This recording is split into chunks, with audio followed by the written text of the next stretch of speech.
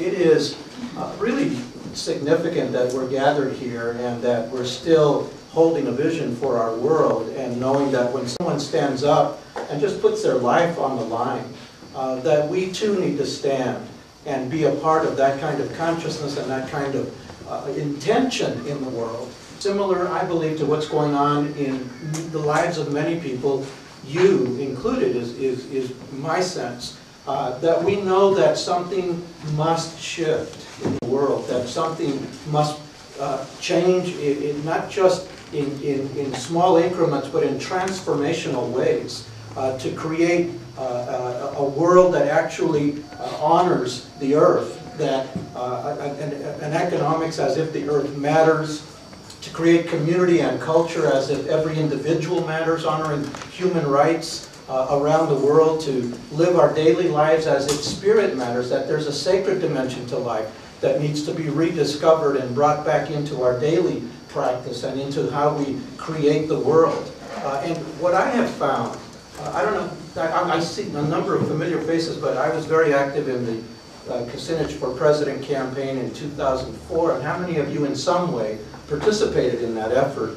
Okay, so I'd say about half the room, which means others are having an opportunity to get a sense of Dennis. And one of the reasons why I felt so drawn and still greatly honor this man is that I find in him a wholeness of self and of being, not just an incredible intellect and a laser beam focus on the issues and one of the most passionate, articulate voices for a progressive vision, but there's a depth to his heart and his soul that just you can't sense and feel it from a lot of political figures in national or local life. And in the 21st century, we will bring not just rational intelligence to community life, but also emotional intelligence and spiritual intelligence. And nothing less is needed from us, this inner journey that is going to be part of an outer transformation in the world, to create a wiser and more sane culture.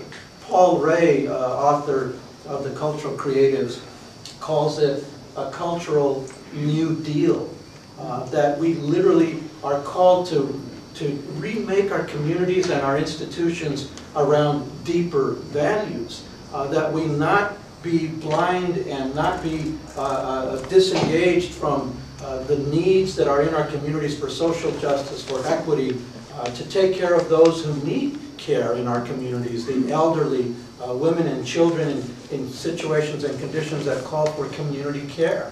But today we have a strange upside-down world that we're living in, with policies that in fact emphasize profit, emphasize conflict, that emphasize unilateralism, and there is a voice, I believe, that is speaking for us today, and it is Dennis Kucinich, not the only voice, but certainly a strong and inspired voice with this vision. And so I'm just inviting you to see that your participation is decisive in this time, that everything you do, a phone call, a meeting, a contribution, that we're part of being and creating the change that is called for in the world. And what brought you here today? What is your hope, your inspiration, your hope? Okay. Say a little bit here. We should not be in Iraq in the first place. We should get out as soon as possible. Dennis strongly had that position very early on, and so I support that view. Okay. Others? Popcorn down. I believe Dennis Kucinich speaks truly the word of the Democratic Party as I know it. Okay. An authentic voice for Democratic Party values. Yes. My daughters are here today, and they need hope and inspiration, and I hope that his campaign is reaching out to you. Okay. Daughters are here, and they need hope and inspiration. Others, yes, in the back. Yeah, my big concern is the American-Israeli Public Affairs Committee, which is the biggest power in Washington, D.C. So I just want to see if Dennis can take them on. All right. So, and over to you. Healthcare for all. Healthcare for all. I just think it's really vital that we have an intelligent, authentic human being. An authentic, intelligent human being. Revisiting the NAFTA issue as well.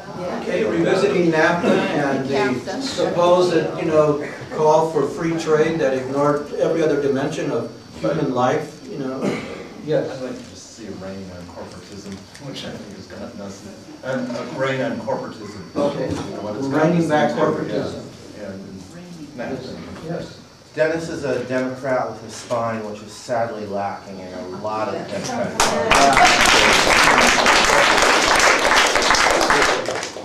I saw a hand up over here. I'm concerned about global warming and whether we're going to do anything about it. All right, global warming, which really calls for a multilateral and world-conscious effort. And Gore is the most visible one, but there have been people on that issue, and Dennis has been one of them for years. Yes. Meeting a vegan candidate. Veganism means stopping exploitation on every level and being considerate to every creature and thus for the world, because we know that methane is one of the biggest polluter of the earth. And if you eat meat, you just pollute the most, and you need the most water, and you need the most food. So I just want to see a vegan candidate. That's my first time I see a vegan candidate. Stay on a journey there with food, So, yes, sir. Like he talks about no more U.S. interference in other world, in other countries. All right. And arrogant, unilateral interventionist attitude that is so out of control right now, in the White House. I saw a hand back there. Helping to create a humanizing, caring educational system that looks at the whole child and not at testing.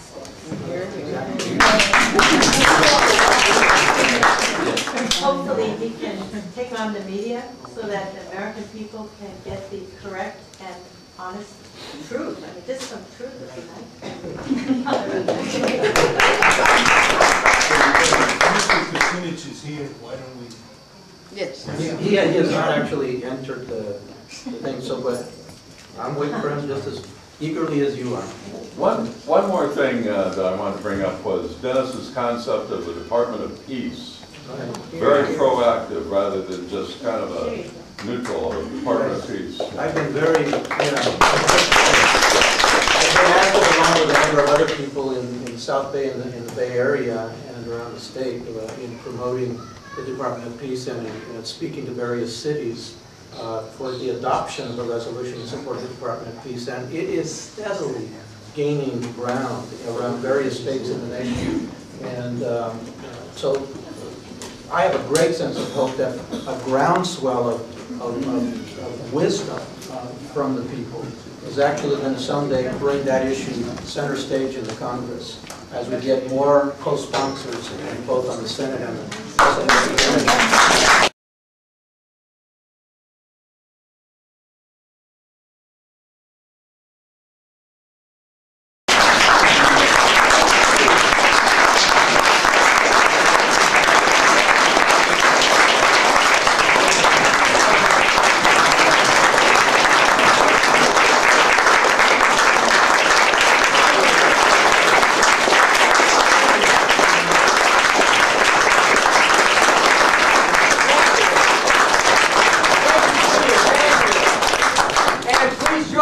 Welcoming my wife Elizabeth. We're so grateful.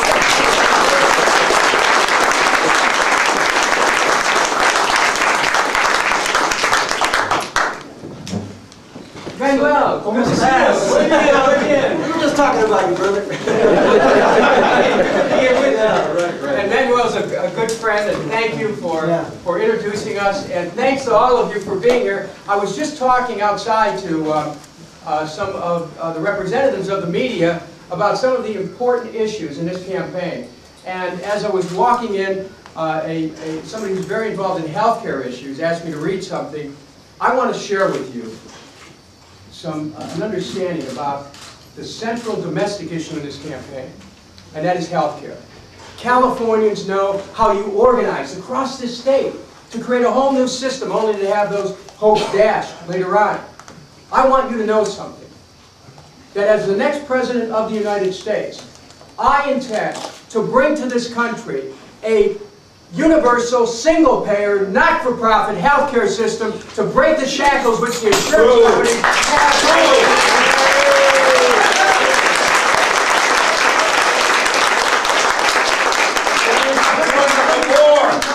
Let me tell you why. Now let me tell you why. If you want to be heard, you can be heard later. This is my time. So, you agree? Yeah. You're in charge, I'm not. So, Americans spend right now $2.2 trillion a year for healthcare spending. Do you know, if all that money went to healthcare for people, we would have enough money to meet every medical need in this country, and yet 31 cents out of every dollar goes for the activities of the for-profit system. For corporate profits, stock options, executive salaries, advertising, marketing. The cost of paperwork, 15 to 30% as compared to Medicare's 2 to 3%. Now, keep in mind, $2.2 trillion, 31%, we're talking over $660 billion a year goes for the activities of for-profit system. My plan, which is an H.R. 676, the Conyers-Kucinich bill, of which I'm co-author, takes that money, puts it into a not-for-profit system, and suddenly, here's what we have enough money for. Vision care, dental care, mental health, long-term care, prescription drugs, it's all covered. The money's there in the system right now. What's needed is someone who is strong enough to stand up to these insurance companies who really have our politics under control. Last week I was in Nevada for a health care forum where Senators Clinton and Edwards expressed their doubt that we could ever have a not-for-profit system. And so what they've done is advocate a system that the government actually helps to subsidize the private insurance companies. What a deal. Think about it. That's what Medicare Part D was about, by the way. And in the Bush, a couple years ago, when Bush passed the Medicare Part D bill, the drug companies, it was to help the drug companies decide what they would charge the American people, instead of the American people negotiating, as we do through veterans, for lower drug prices. The plan that I'm talking about, we negotiate with the drug companies and lower the cost of drugs. We eliminate the cost of paperwork with a single-payer system, and we already capitalize on the 60% of the spending that is done through the government right now. I'm using this as an example of why a Kucinich presidency would be different from all the others. Because this issue is a defining economic issue in this country. We have half the bankruptcies in America are directly connected to people not being able to pay doctor bills. 75% of those bankruptcies are related to people who have jobs. So here you have people who have a job and they can't afford health care. Why? Because the premiums, the co-pays, and deductibles keep rising. By 2016, according to the Center for Medicare and Medicaid Studies, America will spend $4 trillion a year. And it will be close to 20% of our gross domestic product. Which means that you're talking about 31% of that amount means over $1.2 trillion. Within a period of 10 years, will go to the for-profit system. There's no other candidate running for president who's in a position to challenge the way things are with respect to health care, to lift the burden that's on so many American families, to stop the the rise in poverty in this country. It doesn't matter how much money you have. One illness in a family can destroy a family. And so we know that this is a moment for a president to step forward who is ready not only to challenge the insurance companies, but to unite the American people in the same way that FDR did in 1932, to say that health care is a defining domestic issue. Give me a Congress which will give you health care, and I'll deliver it to the American people, and I'm ready to do that.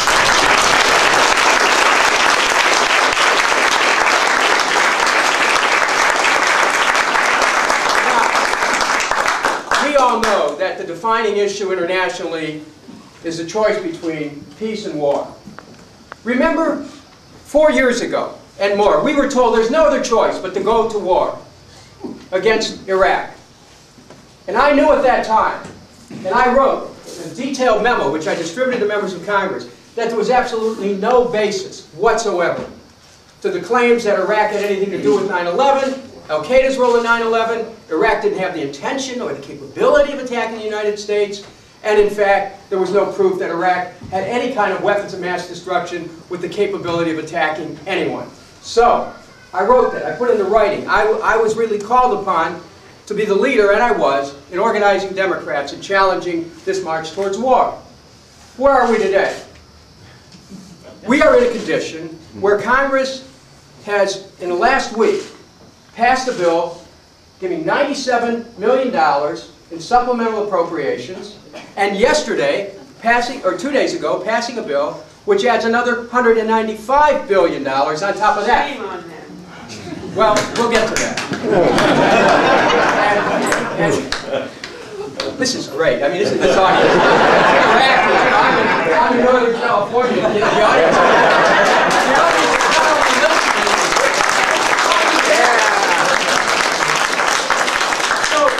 So here's where we are.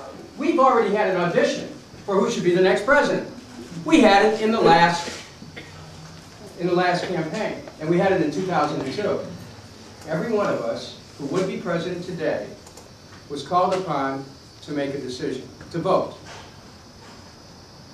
And of those who cast votes, I'm the only candidate who not only voted against going to war, but showed a detailed reason why we shouldn't.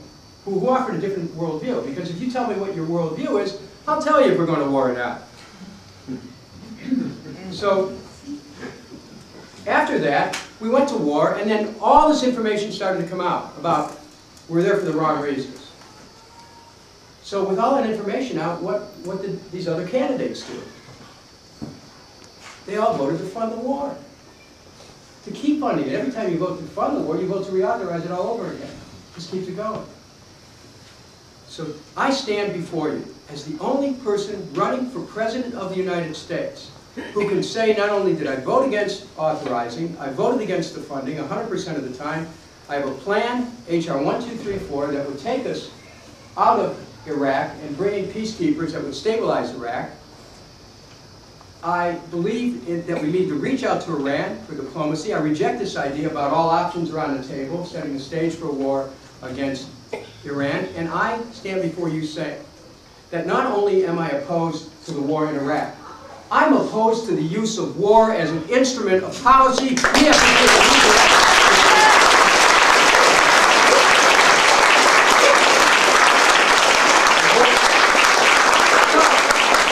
So now it's our meeting. Now let's have a talk, a conversation to go into the things that you came here to talk about. And because the gentleman was so kind in yielding the floor to me, I will give you the first question.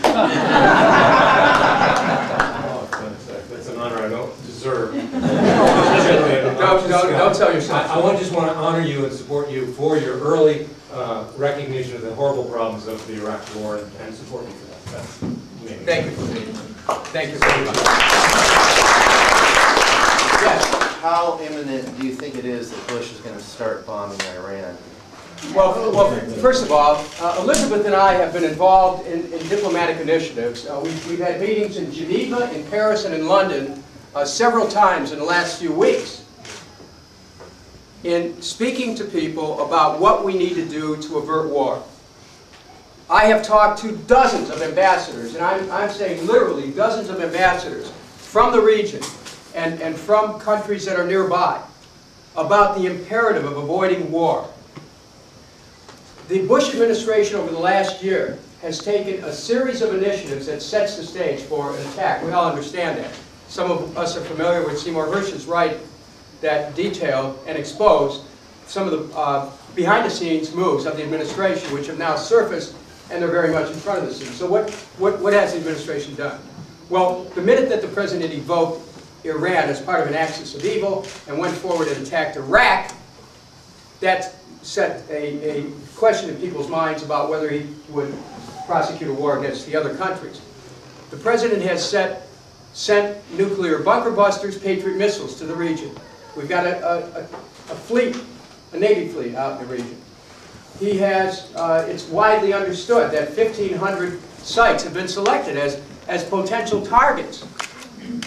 The interception of Iranian diplomats in the Kurdish regions of Iraq was another provocation.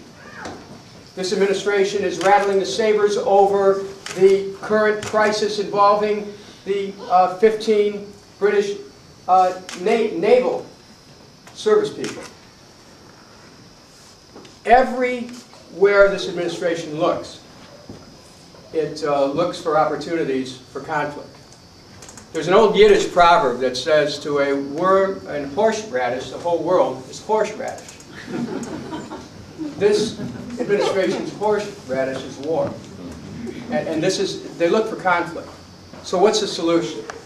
Well, first of all, we have to believe that, I think it's very important that we not create a war consciousness and accept the inevitability of war. Because we have to be careful not to get pulled into that.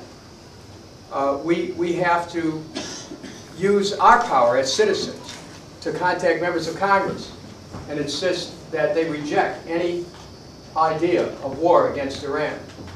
Iran has tried numerous times to offer diplomatic resolutions.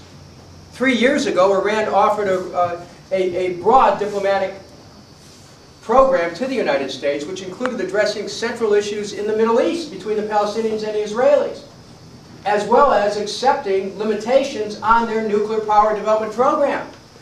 That proposal was basically thrown in the wastebasket by this administration.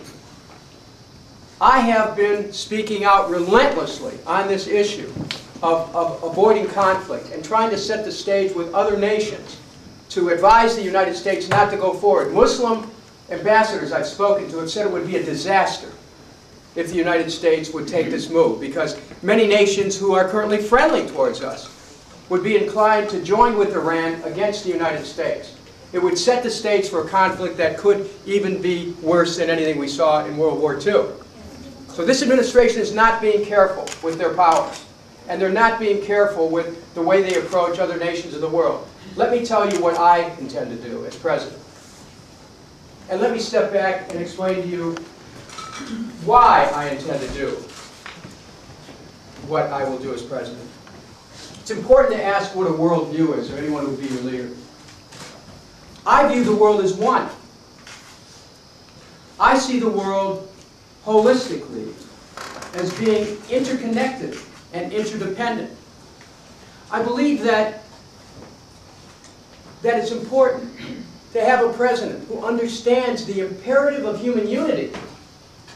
And because I know the imperative of human unity, I'll move forward to insist on international cooperation, on strengthening the UN process, on having the United States participate in an entire structure of international law which will affirm our position in the international community and affirm a belief that we're all in this together. What are those initiatives? Number one, lead the way for nuclear abolition through supporting the nuclear non-proliferation.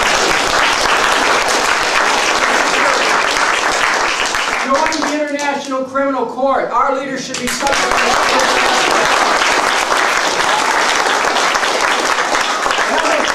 sign the Kyoto Climate Change Treaty. Our administration is not simply going to be opposed to global warming, we're going to be challenging global warring. So we see both of those as being a threat to the planet. The United States will lead the way in abiding by and affirming the principles of the Biological Weapons Convention, the Chemical Weapons Convention, the Small Arms Treaty, and the Landmine Treaty. We need to show the whole world that we're in this together. This, then, is about not just a campaign. It is a movement affirming human unity, a movement affirming human dignity, and that will be reflected in our trade agreements. Currently, NAFTA and GATT and the WTO do not permit any modification which would embrace workers' rights, human rights, and environmental quality principles. Indeed, they were written that way. They were written specifically so we could have a race to the bottom and cause wealth to be redistributed into the hands of a few. Trade ought to be an engine for prosperity all over the world. for everyone to enjoy it, to make this the planet a place that is clean and green and wonderful, that no one has to worry about whether they can feed their families or have access to water, and yet our trading policies have rejected that. So what will I do? As President of the United States, with your support to get me there, I intend one of my first acts in office to return to bilateral trade, and to do it by canceling NAFTA and the WTO.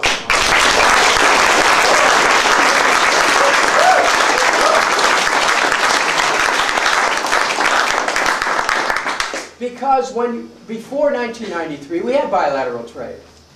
We were able to set some rules. We can now, under a Kucinich presidency, we go to a condition where we let all the nations of the world know we want to trade with you. But here's what we want. We want our trading agreements to have workers' rights. Workers should have a right to organize, a right to collective bargaining, a right to strike, a right to decent wages and benefits, a right to a secure retirement, a right to participate in the political process, a right to a safe workplace. We want to see guaranteed worker rights in our trade agreements. We want to see our trade agreements with prohibitions to child labor, prison labor, slave labor. We want to see our trade agreements work to restore the planet. Our responsibility, tikkun olam, to repair the world, to have environmental quality principles protecting the air, water, and land as part of our trade agreement. And that sustains the world where the work is being done, where people make products and they send it to the United States. And that then sets up trade as a means by which we can celebrate our humanity instead of finding an economic imperative to undermine it. So we're talking about the transformation here. And you know what? It's time to do that. We realize this country's at a pivotal point where it's either going to be drawn more into war, or it's going to correct its course and start to reconnect with the human heart, with elevating the condition of the human spirit. I know you're ready for that, and I just want you to know that I'm ready. Thank you. Next question. I'm very interested in the welfare of animals. And I understand you're going to do some ideas to help animals.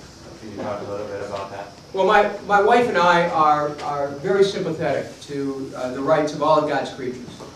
And certainly to look at animals, those creatures who have a right to their own existence and who in this country and in many countries become part of people's families.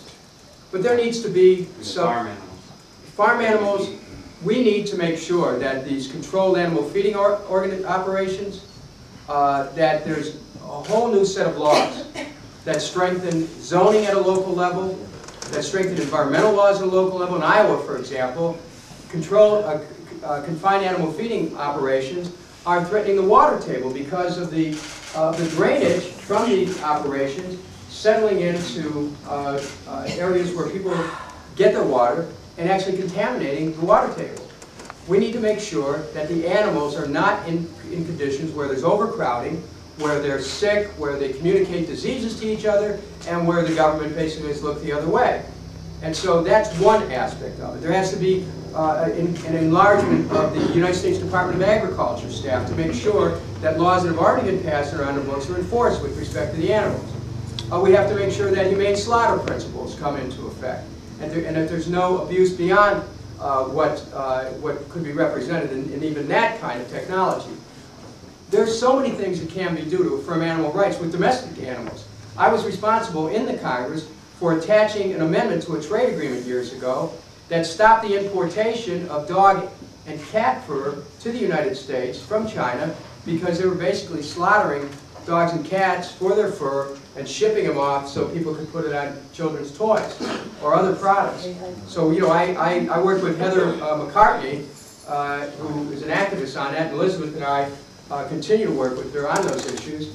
We have, in our own home, we have two beagles and a cocker spaniel, and you know, when you really have a kind of connection with animals, you understand that these are sentient beings. They have there's a tremendous connection. They have senses that are more powerful than ours in many ways, and that we should cherish them. And whether they're used for one reason or another, we got to make sure we protect them. One final note: I am now looking at the practices in these laboratories across the country. We're dealing with animal testing. A lot of that's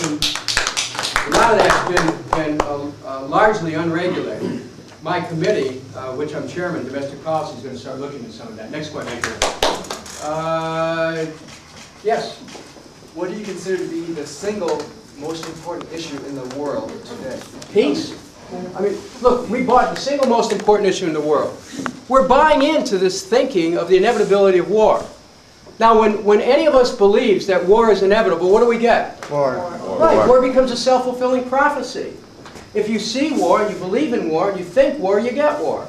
But imagine a president who understood that peace, not war, is inevitable because we're ready to work for it. We're ready to pursue what Franklin Roosevelt called the science of human relations. I'm not new at politics. I actually started my career 40 years ago as a councilman, a candidate for council, then elected in '69 to city council, a clerk of courts, a judicial office in Cleveland, mayor of Cleveland at age 31, state senator, U.S. congressman in 6th term. I started my career working on making sure the chuck holes of the potholes were filled. Okay? Now the chuck holes of the world are conflict, war. Okay? I know that a president who's really dedicated and comes from a place of understanding the world is one can have the courage and the capability of changing the outcome. We're not stuck with war. If we act on our capacity for building peace, we change the world. And indeed, you know what? We have to decide to do that right now. This world is in danger. It really is in danger. We cannot take for granted everything that we call ours, including the people we love, because we could be fumbling along towards a catastrophe. Now, I don't come from a place of fear. I come from a place of courage. Courage creates new conditions. A certain amount of fearlessness can open up new possibilities. America's been gripped by fear. I'm looking forward to changing the direction of this country. But right now, the most serious question facing America and the world is this principle of war that takes on a life of its own. And only someone who can look at it and understand that there's a deeper reality that we need to get past that is beyond the false attempts to separate us. The imperative of human unity. That's what this presidency will be about, and that's what will lead us to a point where we can avert conflict, resolve our issues in a nonviolent way. I have two questions. First question, what are you going to do with all U.S. jails across the world, like Guantanamo Bay, or Germany, or Spain, whatever? And the second question, what are you going to do with all damages U.S. did to all the Afghan country, or Iraq, or maybe potentially in Iraq? The damages that we've done. Are you going to say? Okay, the first part of the question was the jails. Jails. Okay, there's two questions. This administration has pursued policies which really are contrary to what America should stand for. We don't believe in torture. We don't believe in rendition. We don't believe in putting people in jail. We don't believe it without a right to be able to go before a judge and have the charges read to them, habeas corpus. The Kucinich presidency will restore habeas corpus, will close those jails, will stop any of these violations of human rights, and will bring to justice those officials in this administration who licensed them.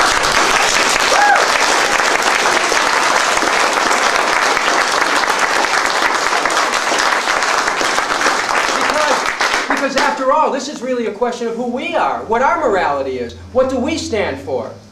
It's so important that we reestablish a sphere of public morality here, that we say what we stand for as a nation. Because when we see the kind of damage that's been visited around the world, when we see the violation of constitutional rights, when we see how individuals are treated and tortured in a way that is not consistent with what we believe America to be, then we have to take a stand and say, this is who we are.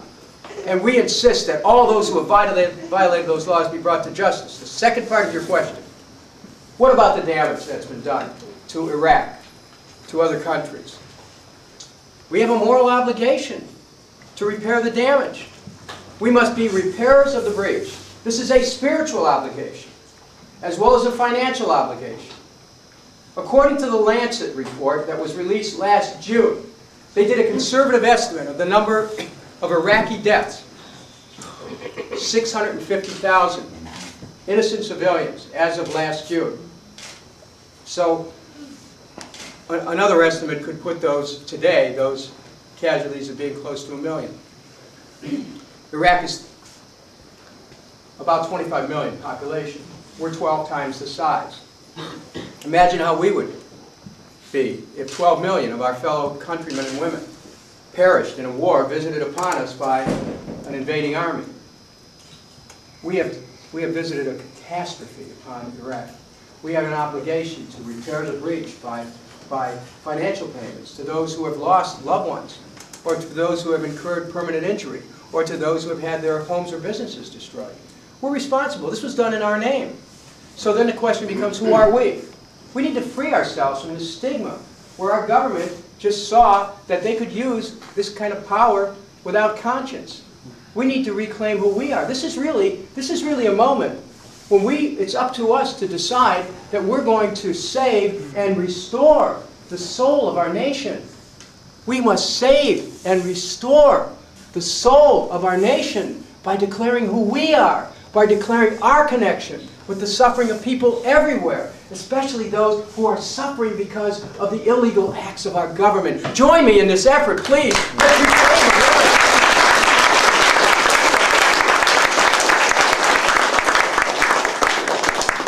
Hi. Yeah, hi Dan, it's good to see you. The Financial Times will say the same thing, the Economist will say the same thing, and anyone who studies it will say the same thing, as I'm sure you do. The power in Washington, D.C., the people that drove us and got us into the first Iraq War and the second Iraq War, it's the American-Israeli Public Affairs Committee. That's the power in Washington, D.C. So how are you going to take on them? Well, let's talk for a moment. This is Israel. This is not Israel. This is the United States. Let's talk for a moment about the centrality of peace, between the central importance of peace between the Palestinians and the Israelis. Because one cannot speak to the potential of peace in the world without starting there. This is what President Carter said in his book. This is what King Abdullah of Jordan said in his address to a joint session of Congress. And this is what I also agree with. Elizabeth and I had the opportunity last year, right after the war in Lebanon, against Lebanon, to visit South Lebanon and see the destruction that was wrought there. We also went to Syria, to the Palestinian areas, and to Israel to meet with officials at every level and to meet with affected parties. We're familiar with how Israelis are worried about what they call an existential threat, and one must have compassion for that condition.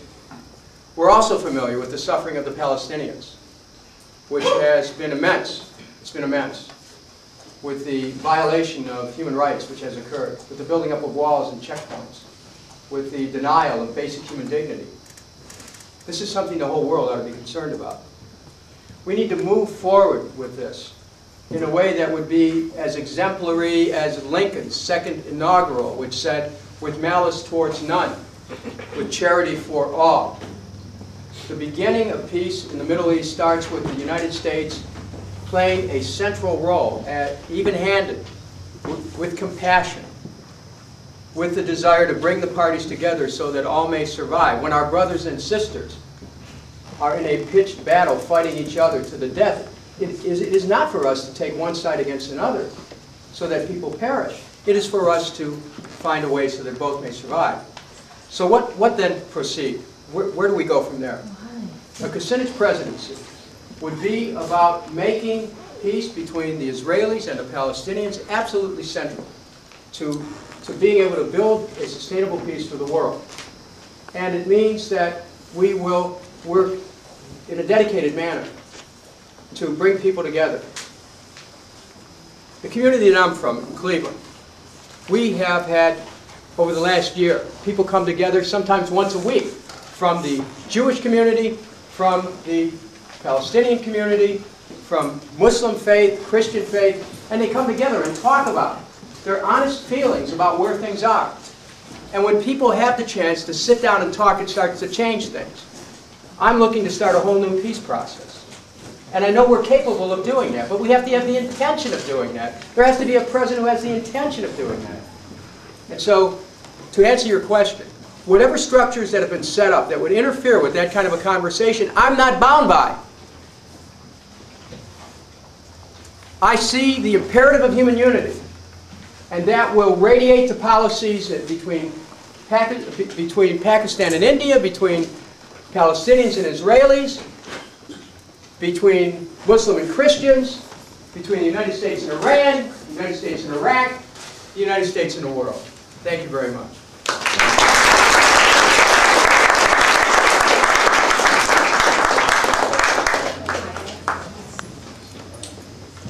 Don't you think that one of the reasons a person like myself who's always calling the senators and the representatives aren't listened to is because of our campaign finance reform? I mean, we need campaign finance reform so badly. How many would agree with that?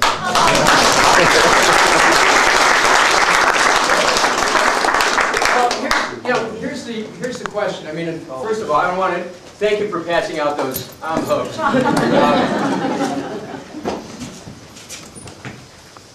There are interest groups who want to continue things the way they are. I mean, if war was bad for Wall Street,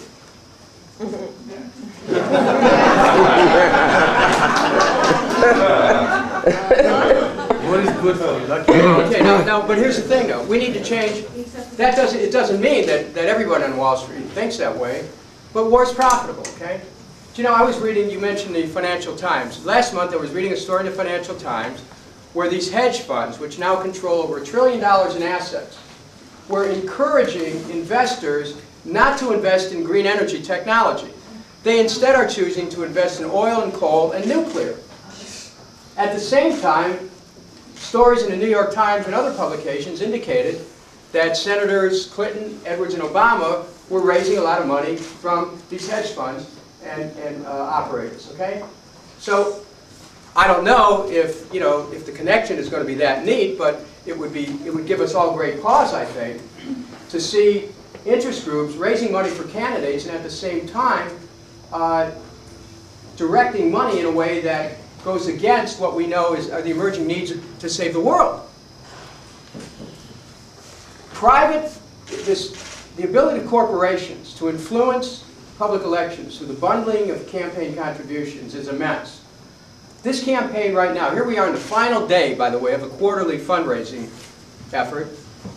Some candidates will likely report having raised tens of millions of dollars. And then we want to know, do you stand for peace? Do you stand for health care for all? Is this one of the reasons why some of my friends have said, well, Dennis, we're never going to break the hold that insurance companies have.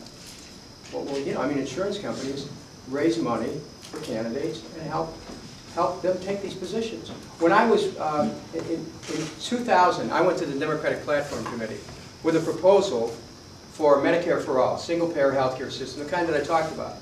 I was told outright by top officials in the Gore campaign, we can't do this. Don't even take it to the Platform Committee because we can't support it. That's how much influence the insurance companies had on the Democratic platform in 2000. You know what? In 2004, it's the same thing. I mean, think about what that means.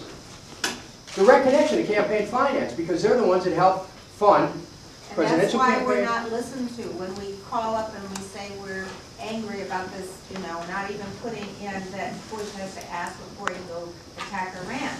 We know how that came about. So here's the point. Let's talk again about this campaign. What makes me different? I don't have any strings attached. Number one.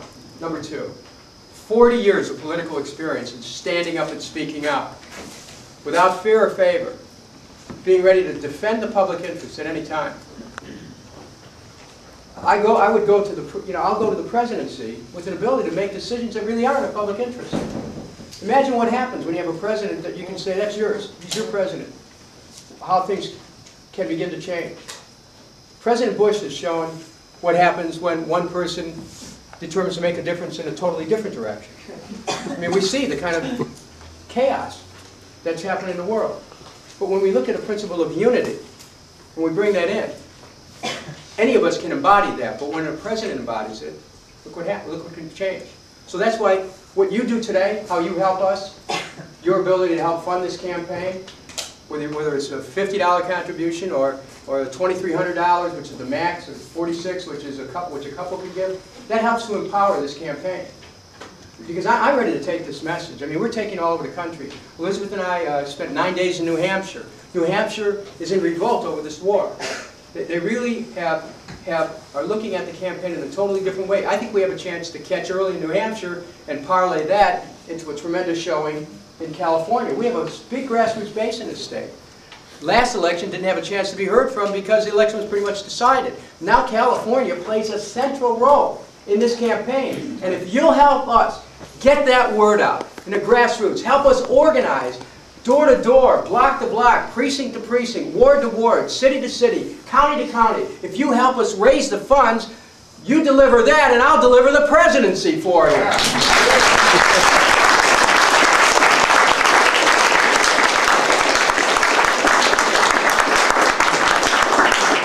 Okay, I'm going to take one more question and then Sharon Jimenez is going to... The American people were told, persuaded that we had to invade Iraq because there are so many terrorists over there that hate us. They hated us so much that they bombed, killed the World Trade Center and so forth. My question is, have you been able to figure out why there are so many people over there that hate us? Well, because Israel controls that government. That's why. Let's back up a minute here. 9/11 was a moment of grim transformation in America. It didn't have to be that way. It was our government's response to 9/11, which led us down a moral and a spiritual and a political cul-de-sac. Do you know the heart of the world was suddenly open to the United States after 9/11? There were 1 million people marching in the streets of Iran, holding candles. Think about that in the moment we're in here now. Rather, in addition to asking the question that you ask, we can ask, how can we become the beloved country again? And it's going to take a whole different process. And I'm going to ask Elizabeth to tell you about an idea that she came up with, that she and I have been developing, that this community could be very helpful on the next time we come out here. I want Elizabeth, please join me in welcoming. Will you help?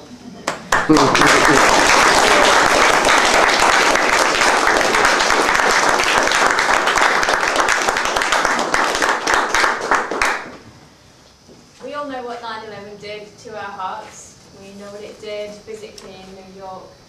But I would like to really focus on a question of who were we before 9/11? Who were we on 9/10? What were our highest aspirations?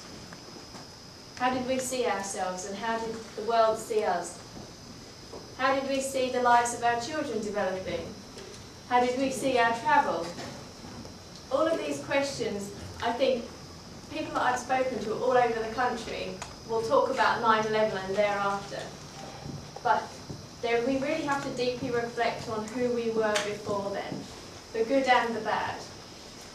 So we've started a discussion called the 9/10 Forum, and I would encourage you to start thinking about it and sharing these ideas with your family and with your communities. Really ask the question, who were we before 9/11? What were our highest aspirations? What made us feel safe? Not only just the idea of what made us feel safe and loved and part of a community, but tell me a story about the time when you felt most loved, felt most secure, felt most proud of your nation. The real story that communicates your own experience and your connection to each other and to the nation in which you live. Because I think when we do that, we can really start to peel away the fear, to transform the rhetoric that has been piled upon us, and really see who we are, and really see others for who they are, because they'll be sharing themselves with us as well. So that's the 9/10 Forum. I think 9/11 was done by our country. I think it was done by China. So if you're ever at 9/11, I want to know your opinion about whether or not 3 buildings were collapsed by our government as opposed to by some crazies from Afghanistan. Yeah, and one of those buildings was not even hit by an airplane. You brought it up. Let's opinion on it. Let's discuss We got a problem here. And it isn't my opinion about my country or myself on 9/10. It's about our government telling us that everything changed on 9/10 for the better. Halliburton, the military-industrial complex, the popularity of Bush, the killing of Arabs for the Israeli conflict. There's a whole change that's happened, and I think it was foisted on us. I've had a lot of time to study it in great depth, and I don't come to this conclusion as a scatterbrain. I'm a registered Republican and voted for Bush in 2000, and I'm bitterly angry about that whole bunch of them. I went to school with change. I do not want to hear another statement that this doesn't matter. No, it does matter. It matters a great deal. But you've just spoken to my point, that 9/11 and the spin that came out of 9/11 has changed this world and changed the way that we see the world and we see ourselves. When we can come to a point of strength within ourselves to see what the truth of what's been happening, we can then get to the point of the question of truth and reconciliation with compassion. This nation will be strong enough to ask that question and to answer it with sincerity.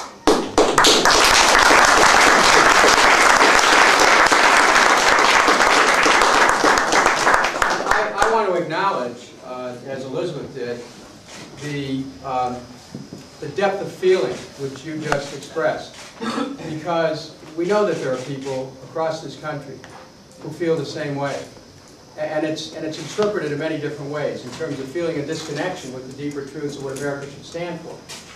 And there are people who have legitimate concerns about even the 9/11 investigation.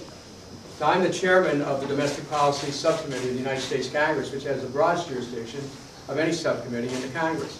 It's a subcommittee of government oversight. There are some very narrow areas relating to events that led up to, and I want you to hear this, that led up to 9/11, that our committee is gathering information on. Now, I can't do a big review of the whole thing. The committee's not capable of that. But I just want to, you know, when we have a brother who shares his heart in such a passionate way, we need to listen to that. Because there are people who feel that way. And because there are people who feel something so deep was lost. And what Elizabeth's speaking to, and this would be a great community to come back to do this, is imagine for a moment that, you know, we bring hundreds of people into an auditorium, and we begin this discussion about our own experience. Because each person in this room has an authentic experience relating to the times in anyone's, you know, in our own lives, where we had this sense of security, where we had this sense of real deep love of country. And to tell our own stories and to share that starts then to confirm the authenticity of everyone's experience. And so we're really looking at this campaign not simply being a contest between candidates or a contest between political parties, but as an active movement for transformation of the nation. And so that's the point that we are in. And we can approach this. And I would say to my brother that there's a sense in which anger binds us. It freezes us. We can be so angry we can almost be incapacitated. And we have to acknowledge it and just try to find a way to break through it. Because when we reconnect from our hearts to each other, America is transformed so powerfully that all the concerns that we have suddenly become addressed and simultaneously vindicated. And so I hear you, and I hear all of you. And Elizabeth and I are so grateful to have the opportunity to have this time with you. I'm hopeful I have a few moments to be able to answer some questions that some of the other people are here. But I want to just say that this is such a wonderful opportunity to be back in this community, and we look forward to returning, and help us take this journey to transformation of our nation. help us organize. If you have organizational skills, and you can help us organize a precinct, or a school, or a community, or if you're a writer, or an artist, or a musician, or whatever it is that you can do, go to Kucinich.us and volunteer your time so we can develop this movement so that when California has its moment, California can speak for peace, speak for prosperity, speak for the truth, speak for justice, speak for a new world. Thank you very much.